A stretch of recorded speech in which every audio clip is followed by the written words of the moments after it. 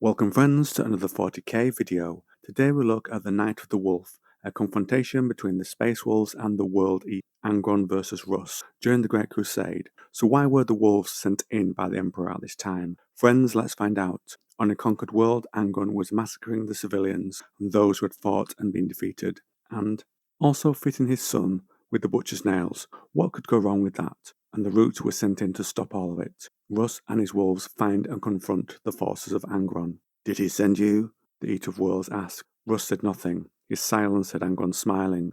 There was a ugly slice of a thing, showing no joy. He didn't, did he? The Emperor and Russ sail the stars together, without a care for any of this. You've come to punish me because you believe it's your place. In those early years, Angron carried his first axe, the precursor to all others. He called it Widowmaker. It would break this very day, never to be used again. Russ carried Krakenmore, his immense chain blade, toothed by some Fenrisian sea devil from that blighted world's many myths. The wind toyed with his bedraggled hair, blowing strands of the golden mane across his face. Eyes the colour of melting ice never left the bloodshot orbs in Angron's cabled skull. And it's just me, but when it describes the wind toyed with his bedraggled hair, I picture some model in a movie walking along with slow motion as his hair's blowing back. Maybe that's just me. Anyway, on with the video. Reports reached my ear, Angron, the world of commanders and captains who had suffered at your side. Soldiers forced to fight without orders, losing hundreds when mere dozens needed to die. Your own allies speak of the butchery done to them at your son's hands. Report after report, witness after witness. All of this comes to me, and I wonder, my brother, what am I to do? Two immense wolves circled the Primarchs. Their fur was white, dusted by grey. One snarled as wolves will always snarl when threatened, saliva wet, fangs on show, eyes sharp and ears low. The other merely paced, content to watch the speaking godlings, its dark eyes catching the light of the setting sun. The calmer beast came within Russ's reach, and the warlord dragged armoured fingers through its thick coat. I'm not your lackey to judge, Angron stated, the cybernetic cables forming technological dreadlocks tensed as he clenched his iron teeth. And you have no authority over me, over any of us. Russ smiled and says, and yet here I am. To do what? To commit to a war that will see both our legions in ruin? Angron wiped a wounded hand over his face, as if the simple gesture could clean away the pain. Leave before this becomes something you regret.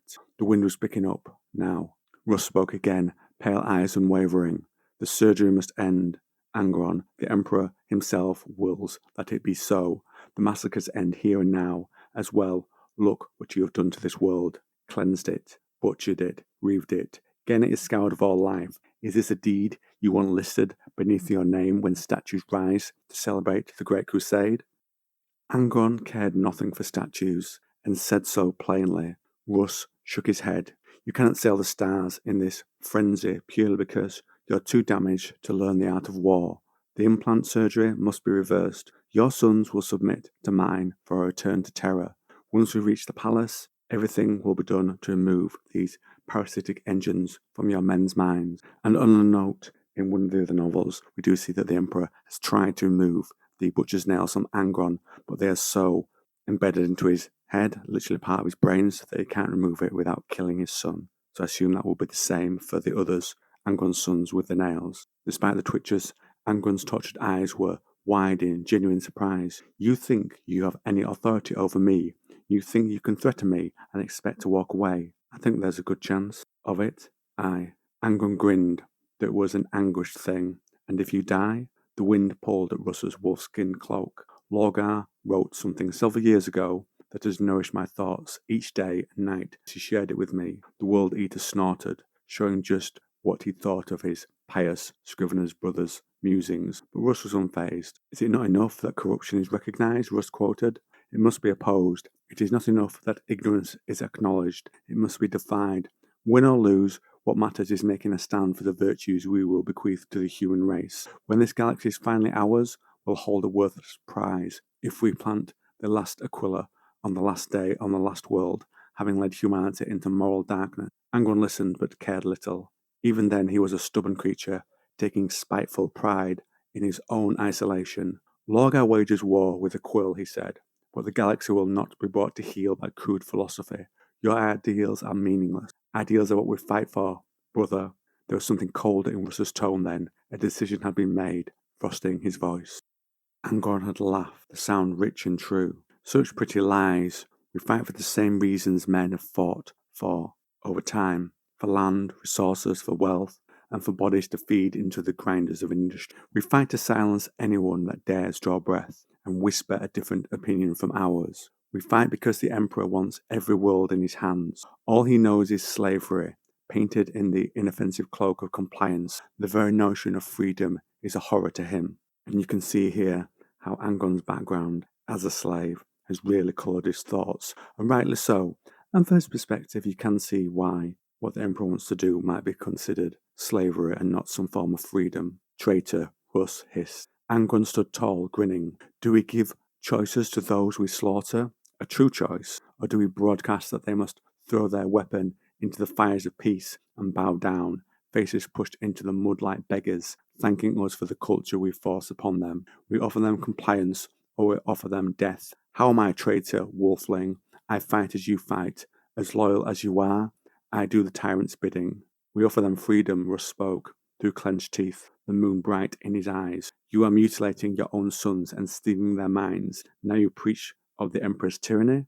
Are you lost so far in your delusions? I really enjoy seeing this side of Angron, and I wish we could get a little more dialogue somehow out of him when he's a demon Primarch, rather than just being this angry guy that rushes around and butchers things. I think there's an interesting character beneath that I'd like to see a little more of. And it really does feel like the butcher's nails give Angron almost an excuse to not have to deal with these more complicated questions, specifically at this point. Anyway, let's get on with things. Angron's smile faltered, fading away. His face seemed slack, his eyes staring past Russ. Defeat was etched upon features still twitching in pain. You are free, Lemon Russ of Fenris, because your freedom matches the Emperor's will. For each time I wage war against worlds that threaten the Imperium's advance, there comes another time when I am told to conquer peaceful worlds that wish only to be left alone. I am told to destroy whole civilization and call it liberation. I am told to demand millions of men and women from these new worlds to take them and to make them take up arms in the Emperor's name.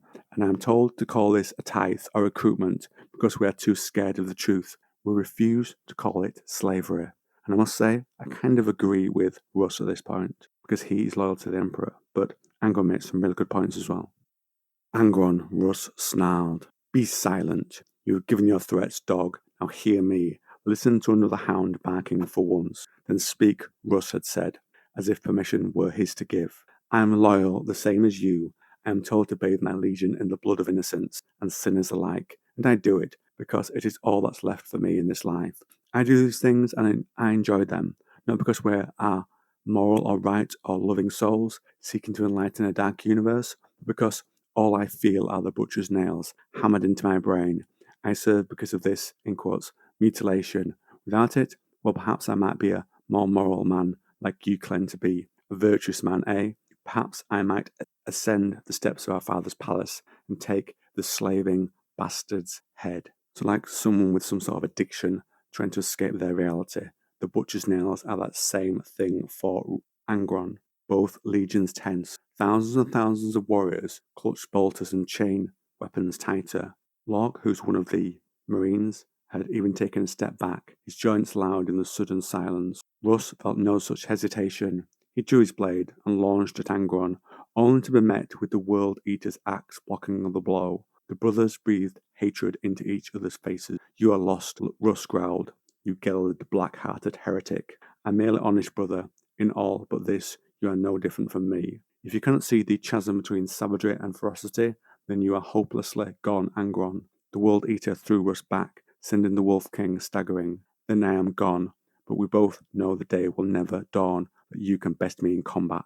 For several seconds, the Primarchs stared at each other. Lorca never saw who fired the first shot. In the decades to come, the World Eaters claimed it came from the Wolves' line, and the Wolves claimed it came from the World Eaters. Lorca had given his suspicion, but what was hindsight in the face of catastrophe? Without either Primarch giving an order, two legions met, the Night of the Wolf they'd called it, in the years since. Imperial archives refer to it as the Genna's Scouring, omitting the moment the World Eaters and Space Wolves drew blood against each other. How very Imperium. not recording an important event because it goes against their narrative. A source of pride for both legions and a source of secret shame. Both claimed victory, both feared they'd actually lost. And frustratingly in the book at this moment we cut to Lorgar speaking with Angron about what happened, so we don't get the byblows between them both. When I say that I mean Russ and Angron, but we do get a little of the action, so let's get into that now.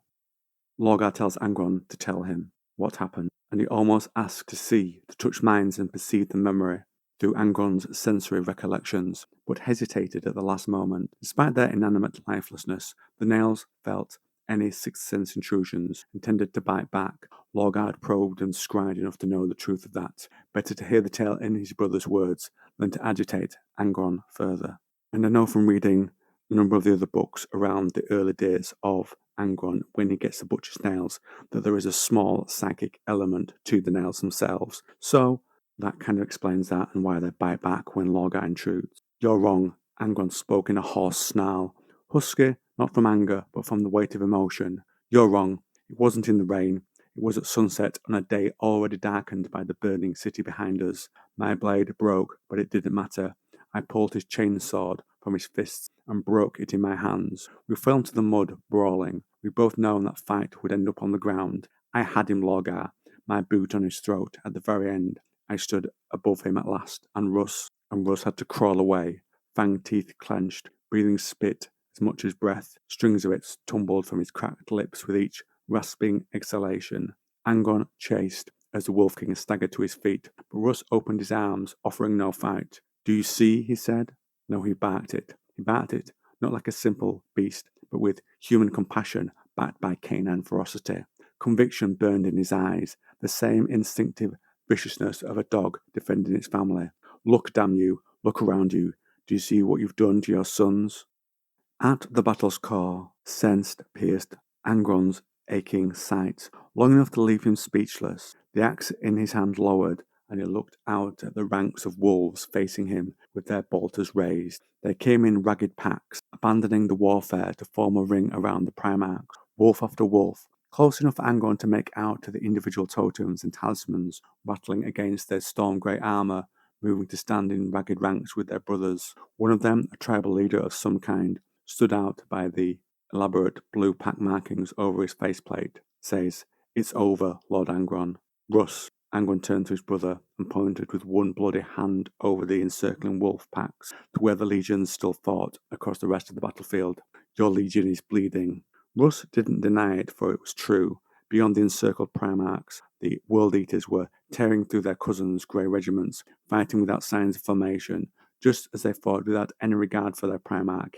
Even in those early days, they were used to Angron's fighting by himself, and their fresh implants stole any hope of cohesive battle planning. Their stunted brains couldn't let them bring order to the chaos.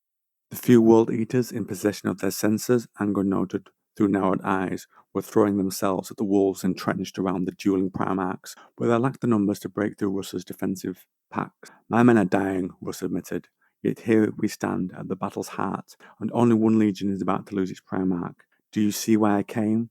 Do you see how you've broken your sons? He threw an arm to take in a wide pass of the battlefield. The wolves are soldiers taking an objective. They fight to win, while your World Eaters fight only to kill. Victory comes, Angron smiled, showing a crescent of bloody teeth to the last man standing. That is true in the gladiator pits, Angron, but our father desires soldiers and generals, not gladiators. Death is a necessity. It comes for our foes, and it comes to our own soldiers when we cannot spare them. You spend your legion's lives like a lord spends coin. It cannot continue. Angron had followed Russ's glance. Where the Wolf King gave the battle a mere glimmer of attention, Angron was paying full and amused attention. War is only won when every enemy is dead. A pacified enemy is still an enemy. More gladiator wisdom, Angron. Look at my men surrounding you. Have you honestly learned nothing from this? Your men are losing, Lehman. He grinned at his brother. Let's take it to the last breath, eh? Let the bloodshed play out with the dance of cutting blades. We'll see which legion still stands. Neither side will stand, but you die the moment my men open fire.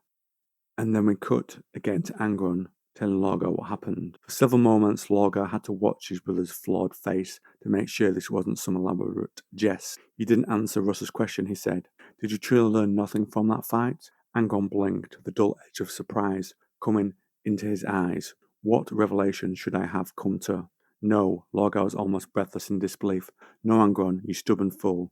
None of that matters. There were more dead wolves on that field than world eaters. That matters. His men, Angron, his legion could have killed you. Whether the Emperor ordered it or not, Russ spared your life. He didn't retreat in shame, you arrogant. Lorgar sighed. He was probably lamenting your thick skull all the way back to Terror, hoping you'd heed a rather consummate lesson in brotherhood and loyalty. Look what happened. Yes, you beat him in a duel. Yes, your men took down more of his than of yours. And yet, who won the battle? The world eaters, Angron said without hesitation. Lorgar just stared at him for several seconds. I appreciate that every living being must, by nature of perception, understand and process life in a different way. But even for you, brother, this is achingly obtuse. You're saying the wolves won. Angron looked more amused than confused. How can you not see it? Lorgar steepled his fingers, trying to rein in his own temper. They won a victory worthy of engraving on their armor for all time. While you were glorying in your strength, Russ's sons were loyal enough to come to him, to surround you both, to threaten your life, while you stood at the vanguard of your own legion. That may be the most comprehensive moment of outmaneuvering in the history of the Legiones Astartes. It's almost poetic in its elegance and emotional resonance. He proves his son's loyalty, whilst yours leave you to die. He proves the damage the nails are doing to your legion. He proves the tactical strength of taking an objective rather than fighting purely to kill. He spares your life in the hope you'll see all of this in a lesson it cost him heavily to teach you, and your reaction is to grin and claim yourselves the victor. Angron didn't chuckle this time. Laura could see it in his brother's tense muscles. Some cognitive twitch had clicked something in his consciousness, and Angron's rage was rising again. Only one of us ran away that night. He's weak. God's blood. Lorgar was still barely able to speak calmly.